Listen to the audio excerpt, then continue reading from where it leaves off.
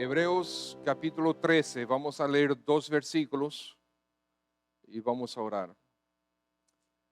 Versículo 5 y versículo 6, Hebreos capítulo 13, 5 y 6.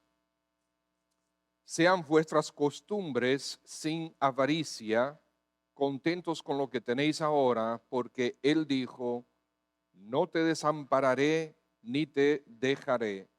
De manera que podemos decir confiadamente, el Señor es mi ayudador, no temeré lo que me pueda hacer el hombre. Padre, te damos gracias por tu palabra. Otra vez, gracias por permitirnos adorarte. Pero este es un tiempo también de adoración, Señor. Necesitamos que tu Santo Espíritu nos ayude a concentrarnos en lo que tú nos tienes que decir. Ayúdanos a deponer nuestro orgullo, nuestra soberbia y ser sensibles a la voz de tu Santo Espíritu. Permite, Señor, que mientras exponga tu palabra, sea fiel a tu verdad.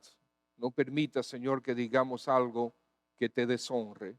Te ruego, oh Dios, que tu verdad sea lanzada a nuestros corazones y que tu Santo Espíritu glorifique a Cristo en nuestra transformación. Esto te lo pedimos, por favor, para Él y por Él. Amén. Bien, aquí lo que estamos viendo en este pasaje es que el Señor nos está comunicando una verdad sobre el contentamiento.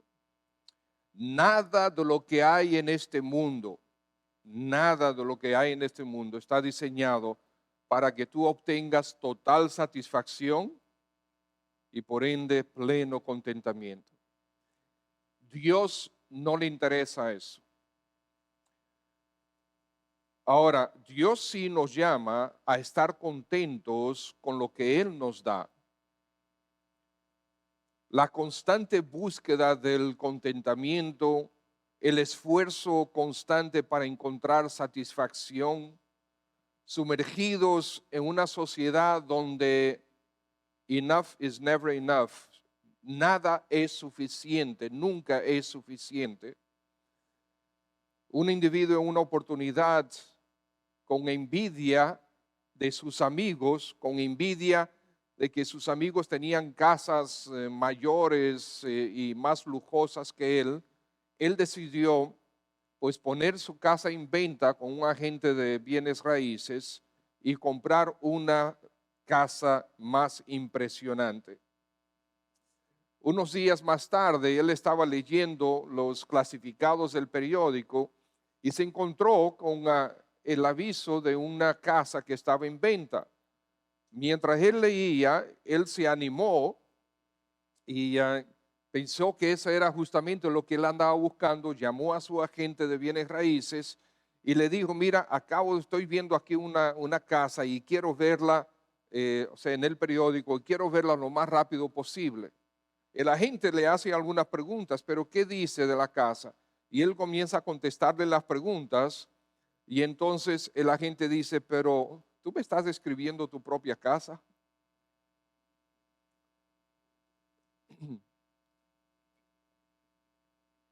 Nuestro corazón nunca se sacia y nada que hay en este mundo está diseñado para darnos plena satisfacción. Pero el Señor sí quiere que estemos contentos, que tengamos contentamiento con Él. Tantos de nosotros nos sumergimos en esta búsqueda de cosas para sentirnos llenos, satisfechos, complacidos. Y buscamos cosas materiales, buscamos mejorar y expandir nuestro negocio, buscamos viajes, relaciones, otros horizontes, entretenimiento, ocio.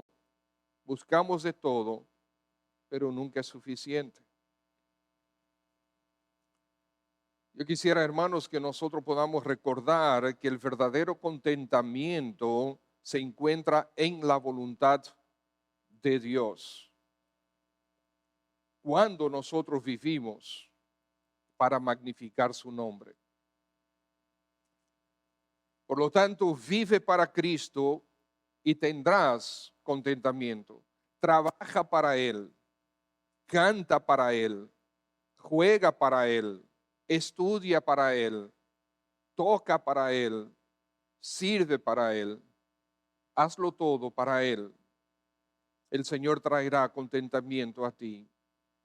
Recordamos que los receptores de esta carta a los hebreos, esta carta que se llama Hebreos, eran judíos que se habían convertido a Cristo y estaban bajo persecución, estaban enfrentando situaciones desfavorables, como ya hemos dicho muchas veces, por causa de la persecución, principalmente por causa de la persecución.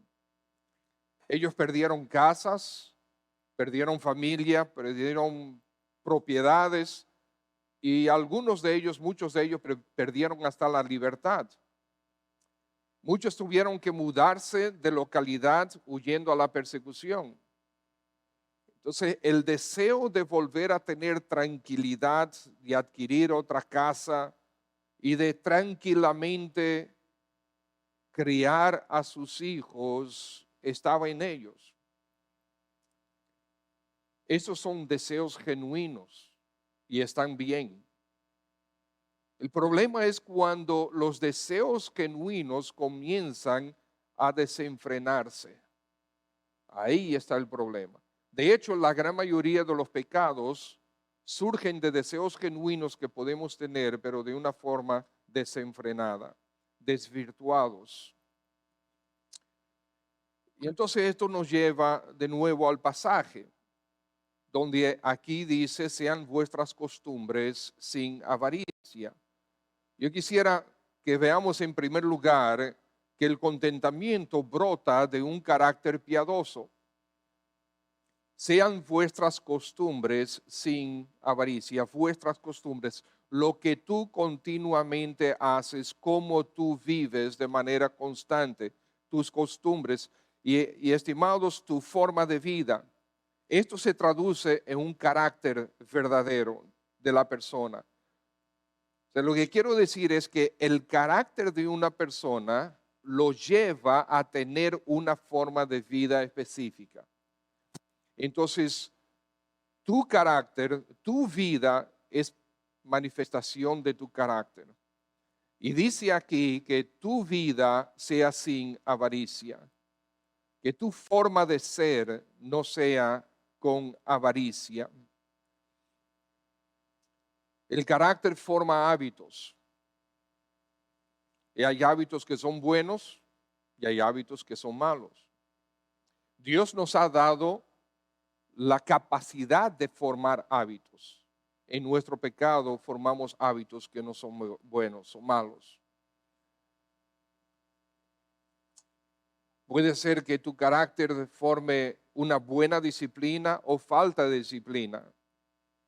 Comer moderado o comer demasiado. Saber cuándo parar o seguir persiguiendo lo que Dios ha desviado de tu alcance. El Espíritu Santo nos instruye aquí en este pasaje que tu carácter debe ser sin avaricia. ¿Cuál es tu vida?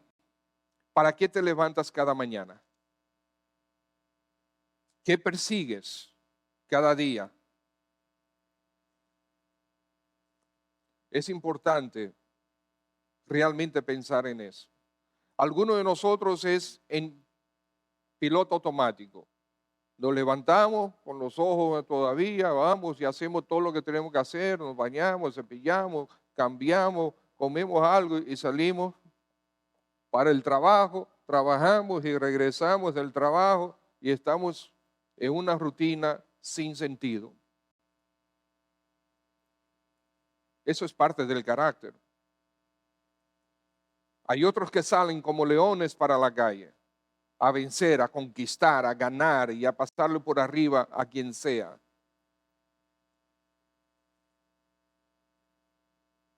No, yo persigo tener más recursos porque yo tengo muchas necesidades. o yo no persigo nada porque realmente nada me satisface. Hay un individuo que se llama Christopher Parkin. Él es un guitarrista. Leyendo un poco sobre él, lo consideran uno de los mejores guitarristas del mundo. Este individuo comenzó a tocar a los 7 años de edad. Un niño prodigio. A los 19 años ya él tenía contratos multimillonarios y estaba viajando por todo el mundo. Su meta era retirarse a los 30 años. Él quería llegar a los 30 años y retirarse, no trabajar más nunca y vivir una vida plena, satisfecha, sin problemas.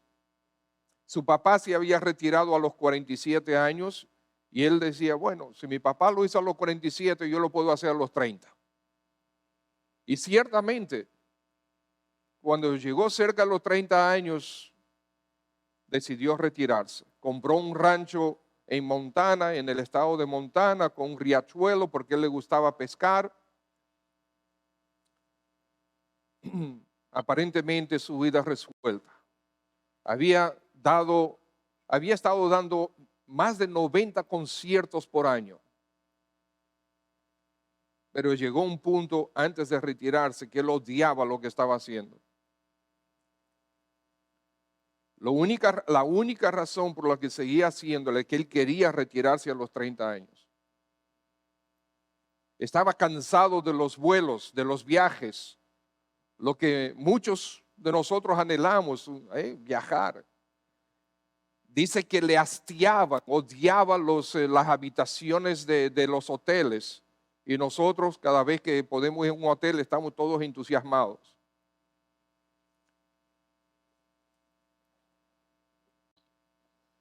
Él se esforzó. De hecho, hubo un tiempo que él estudió con el famoso guitarrista Andrés Segovia. Bueno, un niño prodigio, tuvo mucho éxito. Se retiró. En menos de un año ya él estaba cansado de lo que estaba haciendo. Su vida no tenía sentido. Había estado pescando porque también su papá le enseñó a pescar. La pesca de mosca, con mosca, yo no sé si ustedes conocen lo que es eso, pero bueno, pescando truchas y cosas así. Y él había viajado por todos lados también y a muchos países también pescando. Duró años en eso, pero se sentía totalmente vacío hasta que un día, visitando a un amigo, alguien le invitó a asistir a una iglesia que predicaba la palabra de Dios. De hecho, era la iglesia del Dr. MacArthur. Ahí él finalmente se encontró con el Señor Jesucristo genuinamente, se arrepintió y lo recibió como Señor y Salvador. Decidió regresar a tocar guitarra, porque entre la pesca y la guitarra, él dijo, tiene más sentido que yo servir al Señor con la guitarra. Volvió a la guitarra y hasta el día de hoy sigue sirviendo al Señor con su talento, pero predicando el Evangelio, compartiendo el Evangelio. Y él dice que lo que hizo todo el sentido fue cuando él se encontró con ese versículo en 1 Corintios 11, versículo 31, 10:31, que dice que debemos hacer todo lo que vamos a hacer para la gloria de Dios. Y él dice, entonces voy a tocar la guitarra para la gloria de Dios. Y así lo ha estado haciendo, con sentido, ya está lleno, ya está satisfecho, está contento. Porque es haciendo la voluntad de Dios donde nosotros vamos a encontrar contentamiento. El contentamiento, hermanos, brota de un carácter piadoso. Pero también el contentamiento se contrasta con la avaricia. Dice ahí, sean vuestras costumbres sin avaricia. Entonces, es lo contrario. avaricia. La avaricia tiene dos características. Y esas características son, primero, la avaricia le asigna a las cosas un mayor valor de la que realmente tienen, entonces me llevan a aferrarme a ellas, porque le asignamos un mayor valor de lo que tiene. Pero eso mismo también, al asignarle a las cosas materiales, a las cosas de este mundo, un mayor valor de lo que tienen, entonces me incita a buscar más y más y más, y se vuelve codicia. El texto aquí nos dice que nuestra vida debe ser sin avaricia, sin esos deseos desvirtuados. El tener el deseo de tener una buena casa, eso no es malo. De vivir cómodo, eso no es malo. De comer bien, eso no es malo. Son buenos deseos. El problema es qué haces tú para lograrlo. Porque aún en esta congregación, nosotros tenemos aquí personas que tienen ingresos de todo tipo. Pero todos nosotros estamos aquí, estamos vestidos y bien papeados. Es verdad que hay diferentes niveles de riqueza. Si el Señor te ha entregado algo, no significa que tú no busques más, si es la voluntad de Dios. El problema es si tú permites que se germine un deseo desvirtuado por tener más y mejores cosas. Como aquel individuo que tuvo envidia de sus amigos y se puso a buscar una casa más cómoda, más deslumbrante, y se encontró que era la suya misma. Recuerdo hace muchos años que un hermano que estuvo entre nosotros, él es pastor hoy en día, él me decía, bueno, él creció en una familia de buena posición económica. Él, cuando se convirtió, ya él tenía una muy buena posición económica.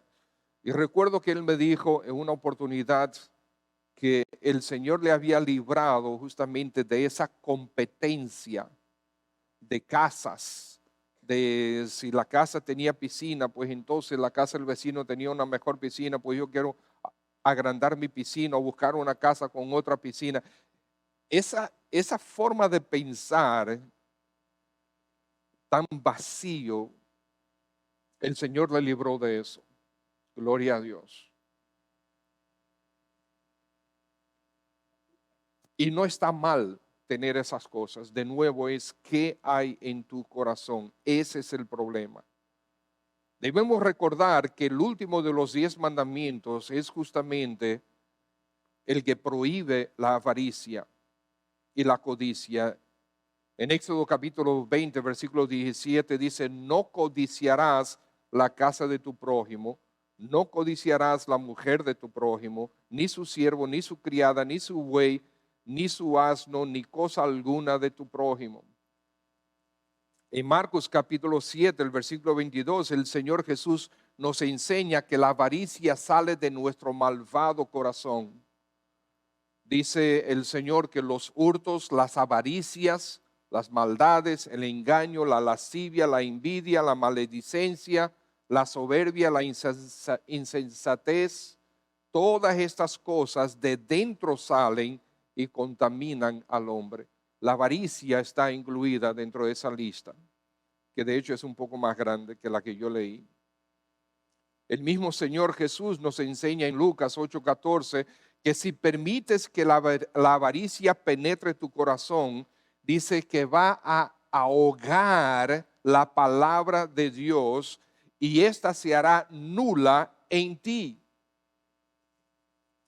Dice, cuando hablas de la palabra que está siendo esparcida, sembrada, dice, hay una parte, dice, que cayó entre espinos, y estos son los que oyen, pero oyéndose son ahogados. ¿Por qué? por los afanes y las riquezas y los placeres de la vida y no llevan fruto. Nos recuerda también que la vida del hombre no consiste ¿en qué? En la abundancia de los bienes que posee. El apóstol Pablo nos enseña en 1 Corintios 5 que la avaricia debe ser reprobada y disciplinada.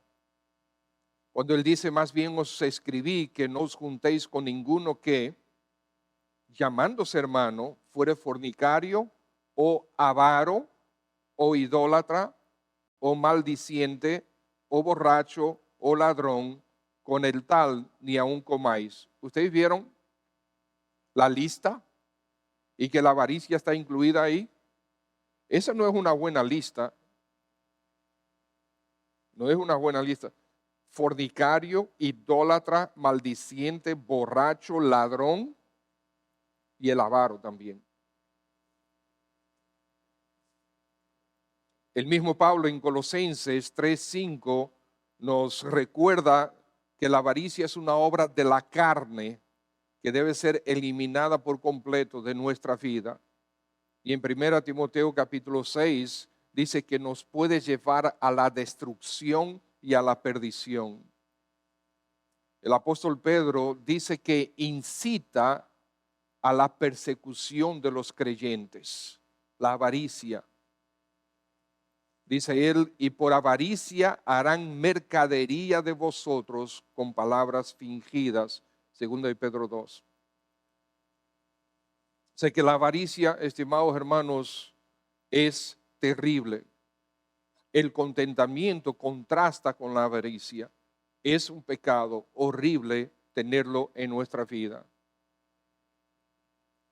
Lo que el Señor quiere es el contentamiento. Entonces vemos ahí en ese pasaje que dice, vuestras costumbres sean sin avaricia. Y después, ¿qué dice? No lo tengo escrito aquí, está en su Biblia. ¿Qué dice? Hebreos 13:5. Contentos, contentamiento, contentos con lo que tenéis. El contentamiento brota de un carácter piadoso, el contentamiento se contrasta con la avaricia y en tercer lugar el contentamiento manifiesta satisfacción, contentos con lo que tenéis. O sea, sin afán, como enseña el Señor, no os afanéis por vuestra vida. En Mateo capítulo 6, ustedes recuerdan ese pasaje. No os afanéis por vuestra vida. ¿Qué habéis de comer? ¿Qué habéis de vestir? Oye, pero ustedes no han considerado, miren los campos, están llenos de flores que el Señor los viste. Y ustedes se maravillan, wow, qué lindas son esas flores. Sin embargo, esas flores rápidamente se marchitan y se mueren.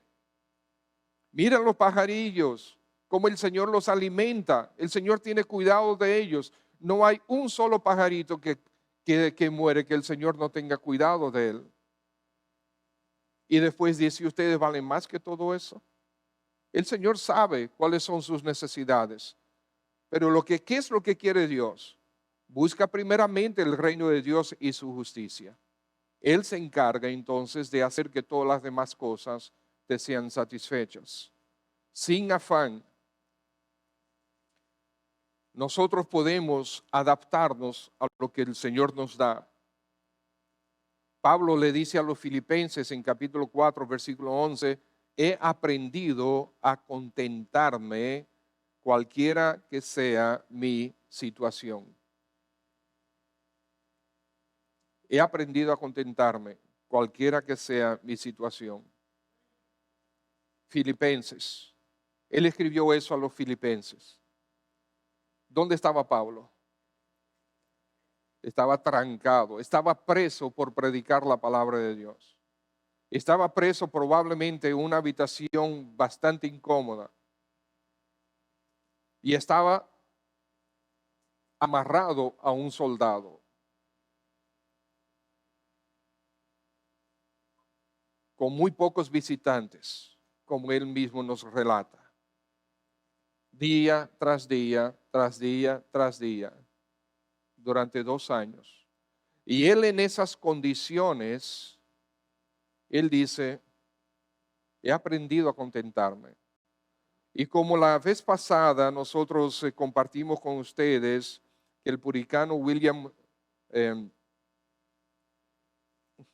se me fue el apellido, él, él dijo que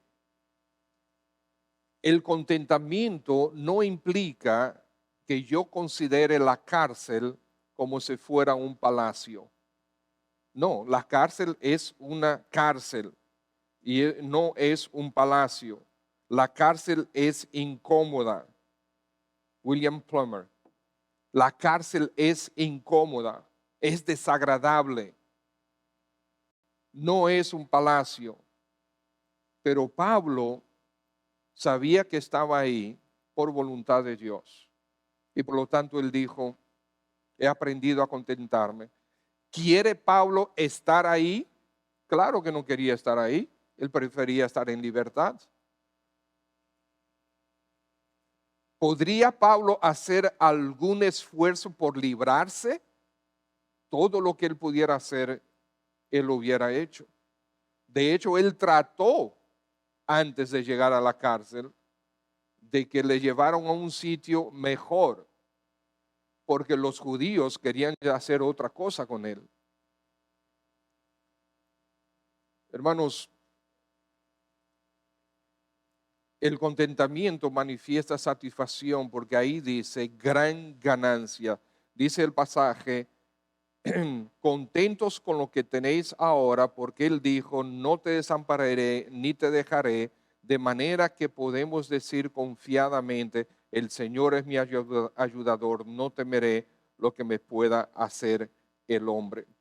Pero en todo esto, hermanos, en lo que es eh, el contentamiento, en el contentamiento hay gran ganancia. La avaricia es el poseer, el deseo de poseer más, es el afán de poseer más, de ganar más. Pero el contentamiento es gran ganancia. Mejor ganancia que la avaricia es una vida santa y una vida de fidelidad a Dios. Así que teniendo sustento y abrigo, estemos contentos con esto. El punto aquí, hermanos, no es que el punto es que abandones la actitud de queja, la actitud de insatisfacción y de que tú mereces más de lo que la vida te está dando. Recuerda que la vida no es una persona y no tiene poder. Dios es el que está en control. Y Dios, si te tiene en una situación específica, algo Él quiere enseñarte, algo quiere que tú aprendas, algo quiere hacer contigo y conmigo. Todos nosotros estamos en situaciones específicas. Algo quiere Él con nosotros. Ahora, dice, contentos con lo que tenéis ahora. Eso significa paz. No significa intranquilidad, afán. Mientras yo trabajaba en el mundo secular, wow, yo era testigo de tanto de eso. Es más, aún antes de eso, yo recuerdo, ahora vino a mi mente, en Estados Unidos, cuando yo estudiaba allá, tenía un amigo que ya él era, yo tenía que de 19 años, 18, 19 años, y ya él era casado, tenía hijos y todo, y él estaba estudiando en la misma universidad que yo, y estaba estudiando ingeniería civil, y bueno, nosotros, había un espacio donde nosotros íbamos, estudiábamos un grupo, aprovechamos para hacer nuestras tareas ahí, nuestros proyectos ahí, y claro, yo testificaba de Cristo a los estudiantes. Y una oportunidad él vino, se acercó a mí y me dice, Pedro, ¿tú crees que es pecado que yo quiero ser ingeniero civil? Porque mi deseo, el deseo de mi vida es comprar un velero para yo disfrutar de mi velero.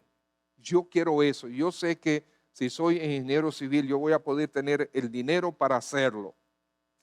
¿Okay? ¿Qué tú dices a una gente que te hace esa pregunta?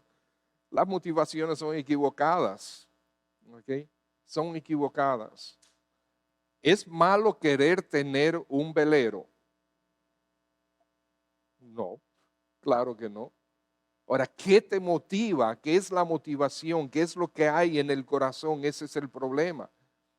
Ese muchacho no tenía paz en su corazón porque él aparentemente no era muy bueno en matemáticas, y algunos de nosotros somos así.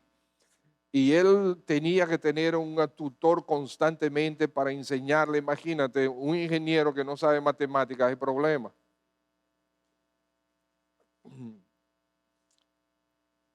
Debemos evaluar qué Dios está haciendo en tu vida. El deseo de tener y disfrutar más te está alejando de compromisos espirituales.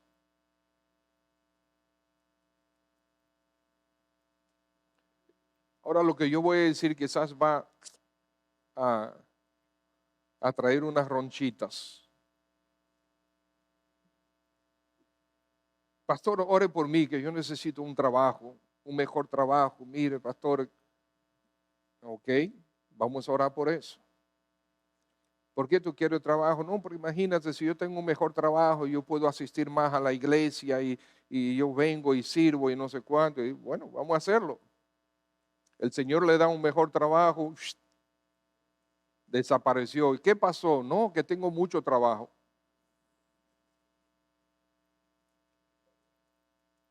Pastor, ore por mí porque quiero un carro, porque yo así yo puedo venir a los cultos. Ok, vamos a orar por eso. El Señor le da el carro. ¿Y dónde está el hermano en los cultos?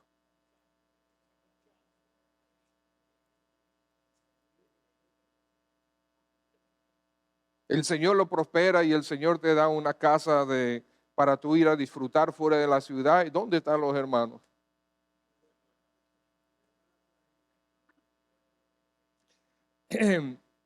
Entonces, ¿qué es lo que hay detrás?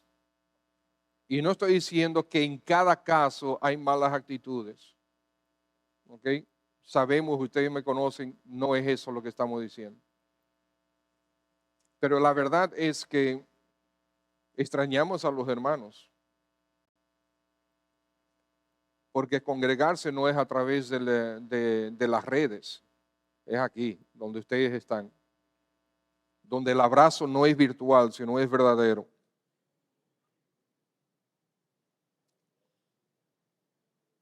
Por otro lado, hermanos, no debemos confundir el contentamiento con falta de iniciativa, ni falta de impulso, ni falta de una sana ambición. El contentamiento no contradice eso. Lo que Dios quiere en nosotros es una actitud de agradecimiento por las gracias que Dios nos ha dado hasta ahora, por nuestro estado de situación actual. Nosotros leemos las escrituras y encontramos un montón de personas que eran multimillonarios en nuestros términos. A mí me encanta leer sobre Isaac. Usted lee sobre, mire, Isaac era un tipo calladito, tranquilito. Se oye de Isaac por causa de sus hijos, pero Isaac fue tranquilo. Ahora hay una parte en las escrituras donde acuérdense que él heredó de Abraham y Abraham era rico, era sumamente rico. Y hay una parte en las escrituras, ahora no recuerdo dónde está, que dice que Isaac prosperó mucho más lo que Abraham le había entregado. Eso es correcto, eso está bien, pero eso no gobernó su corazón, que es lo importante. Con nuestra situación actual, estar debemos estar seguros de que estamos en la voluntad de Dios. Porque Dios te ha dado talentos, te ha dado dones y te ha dado oportunidades. ¿Para qué? Para que las desperdicies. ¿No? El Señor lo dijo claramente, ¿verdad? A este le di un talento, a aquel le di 3 y al otro le di 5. ¿Para qué? Para que lo enterraran. No, justamente el que enterró su talento, el Señor lo reprendió. Los otros que pusieron sus talentos a producir, el Señor los encomió. Por lo tanto, el contentamiento no es contrario a la prosperidad. Es un problema del corazón al progreso. ¿Okay? El problema aquí es querer más para mí. No es querer más para que sean instrumento de Dios. Todo lo que Dios coloca en tu mano es instrumento suyo para que tú lo uses para su gloria. Y nosotros perdemos de vista ese entendimiento. Todo lo que tienes, tu carro, tu casa, tu ropa, tus talentos, tus dones, tu trabajo, tu negocio, todo lo que tú tienes, es Dios que te lo ha entregado, no para ti, sino para que tú seas instrumento de Él.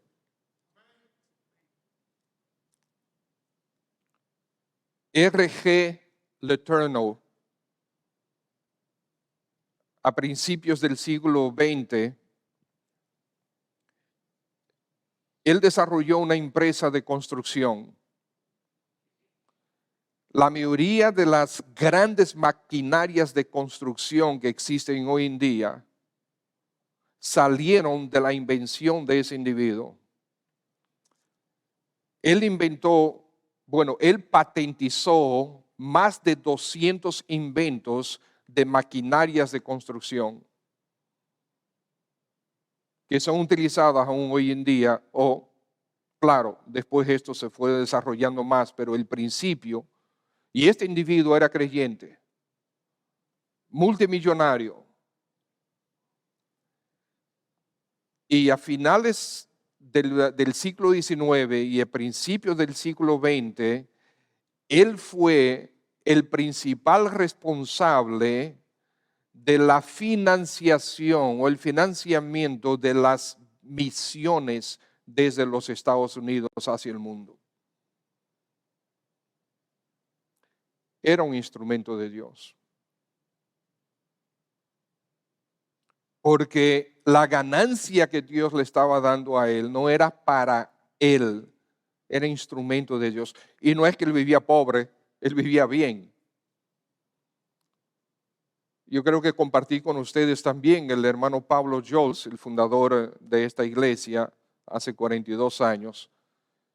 Había una iglesia que, los misioneros cuando vienen tienen que visitar antes de venir muchas iglesias para que le ayuden en su sustento mientras ellos están aquí. Una de esas iglesias tenía un individuo que en aquel tiempo, estamos hablando años 80, 81, 82, él tenía una de las, creo que eran 3 fábricas de corazones artificiales que había en Estados Unidos, y él era dueño de una de ellas. Y era un individuo, era creyente. No sé si estos datos son correctos, porque no fui a hablar con él ni fui a chequear sus libros, pero según escuché, el individuo en ese momento su salario era de $24 millones al año. Hay días que yo no logro esa cantidad de dinero.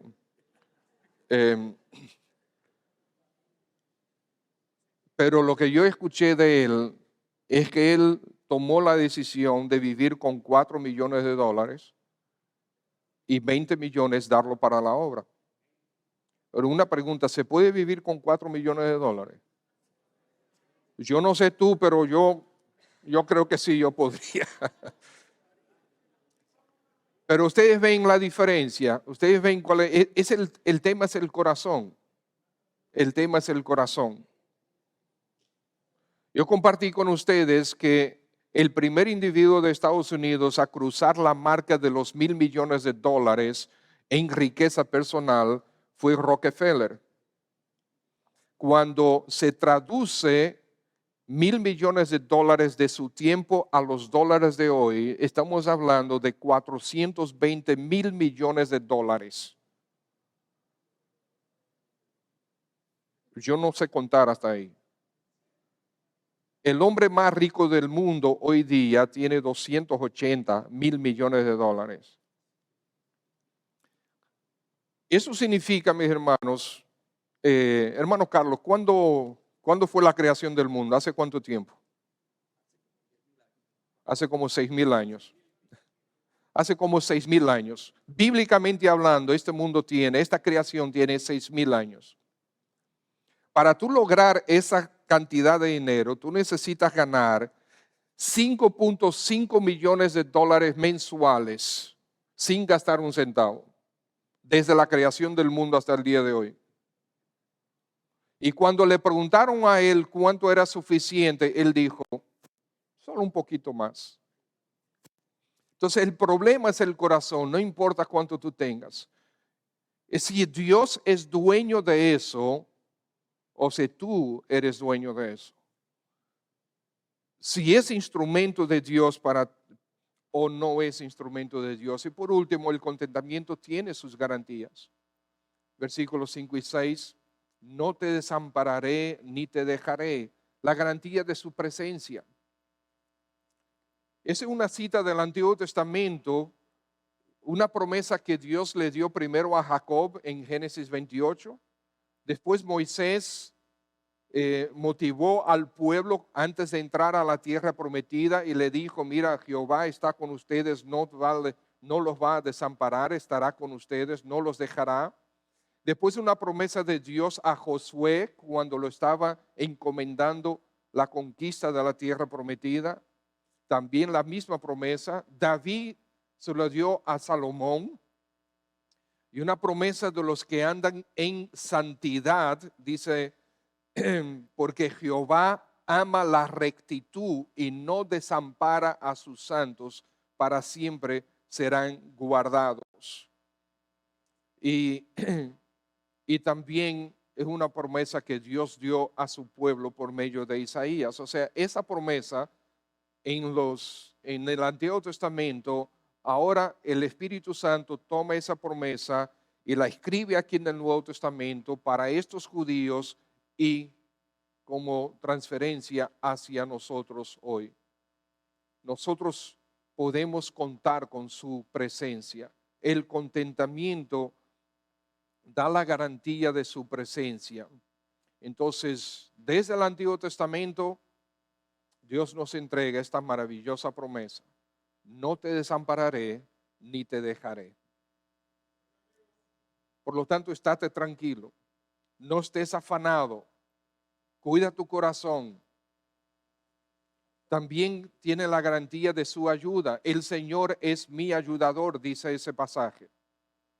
No te desampararé ni te dejaré, dice el Señor es, y podemos decir confiadamente, el Señor es mi ayudador. Entonces su ayuda, podemos contar con ella.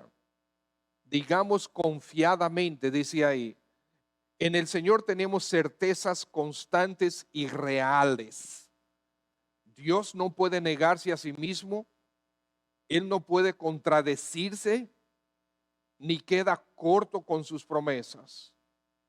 Por tanto, nosotros sí podemos tener la certeza de lo que Él prometió, Él lo va a cumplir. En Hebreos 4:16, Él dice, acerquémonos confiadamente al trono de la gracia. En Hebreos 10, así que tenemos libertad para entrar en el lugar santísimo por la sangre de Cristo. En Efesios 3, en quien tenemos seguridad y acceso con confianza por medio de la fe en Él. Por lo tanto, esta confianza nos permite decir claramente, sí, Dios es mi ayudador. Sí, yo creo que Él no me va a desamparar ni me va a dejar. Por tanto, esta confianza viene del Señor, descansemos en ella, pero también tiene la garantía de su protección. La garantía de su protección. Ahí dice, no temeré lo que me pueda hacer el hombre. Hermanos, en el Salmo 118, versículo 6, encontramos que dice, Jehová está conmigo, no temeré lo que me pueda hacer el hombre. De nuevo, una cita del Antiguo Testamento trasladada aquí a Hebreos y el Señor nos la entrega. Dice, no tengas miedo. El contentamiento produce este tipo de garantías. El salmista nos anima, por lo tanto, a tomar esa verdad desde los salmos y aplicarla a nuestra vida. Entonces, amados hermanos, el contentamiento brota de un carácter piadoso, se contrasta con la avaricia, es sin avaricia, manifiesta satisfacción dentro de su voluntad y tenemos todas estas garantías de su promesa, de su ayuda, de su protección. Así que damos gracias al Señor. Amados, ¿qué está diciendo el Señor a tu corazón? ¿Cómo está Él? ¿Cómo están tus afanes? Porque ambas cosas, ninguna de las dos es buena. El tirarse de brazos cruzados, el Señor tiene mucho que decir en contra de la haraganería, o el tener el afán por tener más y más y más para mí. Para mí. Que ese es el problema. Es que no es tuyo. De Dios es la tierra y su plenitud, no es tuya.